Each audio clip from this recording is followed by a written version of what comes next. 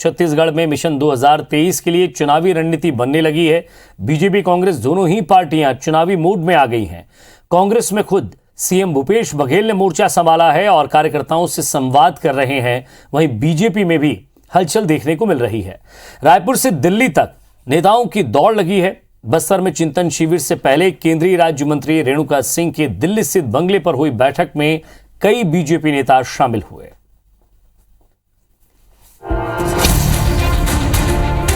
Mission 2023 की तैयारी, चुनावी मोड में बीजेपी।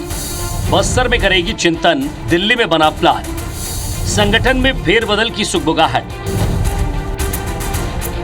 छत्तीसगढ़ में विधानसभा चुनाव भले ही 2023 में होना हो, लेकिन चुनावी बिसात 2021 में ही बिछने लगी है। खास तौर पर बीजेपी दोबारा सत्ता में वापसी के लिए बेचैन है। बीजेपी संगठन में इन दिनों बड़ी हलचल बताती है कि पार्टी आगामी चुनाव की तैयारियों में जुट गई है। चुनावी तैयारियों को धार देने और सरकार की घेराबंदी करने के लिए बीजेपी अपने अभियान की शुरुआत बस्तर में आयोजित चिंतन शिविर से करेगी।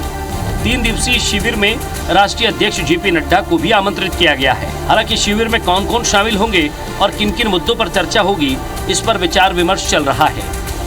हमारे प्रभारी शिव प्रकाश जी रहेंगे, पुरेंद्र जी रहेंगे, नितिन नवीन जी रहेंगे और वरिष्ठ लोगों की उपस्थिति में 2 दिन बैठेंगे।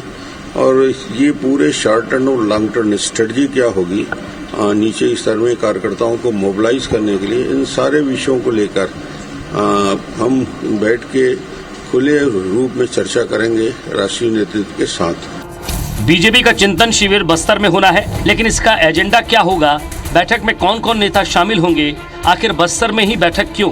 ऐसे कई सवाल हैं जो सियासी गलियारों में उठ रहे हैं। हालांकि छत्तीसगढ़ की सियासत में इससे ज्यादा चर्चा केंद्रीय राज्य मंत्री रेणुका सिंह के दिल्ली स्थित बंगले में हुई रात्रि भोज को लेकर हो रही है, जिसमें राष्ट्रीय सह संगठन महामंत्री शिव प्रकाश, प्रदेश प्रभारी डी पुरेंदेश्वरी, प्रदेश अध्यक्ष विष्णुदेव साय, प्रदेश संगठन महामंत्री पवन साय शामिल हुए। इसके अलावा छत्तीसगढ़ से नारायण चंदेल, बृजमोहन अग्रवाल और प्रेम प्रकाश पांडे का भी शामिल होना सुर्खियों में रहा। चर्चा ये भी है कि चुनाव से पहले छत्तीसगढ़ संगठन में विस्तार हो सकता है। सरकार को घेरने के लिए बीजेपी 2 नए कार्यकारी अध्यक्ष बना सकती है। बदलाव की इस हलचल के बीच छत्तीसगढ़ संगठन के विरोधी खेमे का दिल्ली में होना भी बड़े सवाल खड़े कर रहा है। हालांकि बीजेपी नेता इस बारे में कुछ भी खुलकर नहीं बोल रहे हैं, लेकिन कांग्रेस इस हलचल को बीजेपी में चेहरे की लड़ाई बता रही है।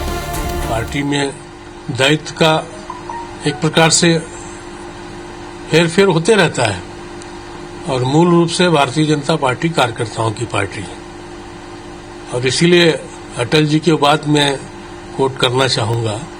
उन्होंने कहा कि कार्यकर्ता का पद न दिया जाता है न लिया जाता है, दायित्व में जरूर बदलाव होते रहता है। आदरणीय पुरंदेश्वरी जी कहती हैं कि 15 साल हुकूमत करने के बाद अब रमन सिंह उनका चेहरा नहीं हो सकता और भारतीय जनता पार्टी अभी इसी उधेड़-बुन में है और इसी अंतर्द्वंद में है, इससे उभरने की कोशिश कर रही है।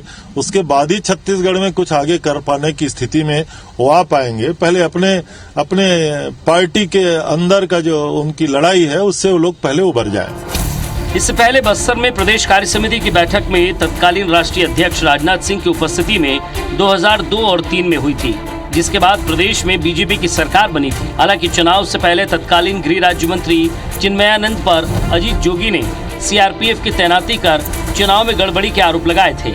एक बार फिर बस्तर में चिंतन शिविर का आयोजन किया जा रहा है, लेकिन उससे पहले बीजेपी नेताओं की दिल्ली की दौड़ की वजह क्या है?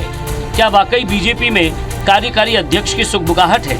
अगर ऐसा है तो कौन कौन इसके दावेदार हैं? सवाल ये भी कि बस्तर में आयोजित चिंतन शिविर में पार्टी की कमजोर कड़ियां दूर होंगी, जिससे सत्ता में उसकी वापसी हो सके। राजेश मिश्रा के साथ सौरभ सिंह परिहार, IBC 24 रायपुर।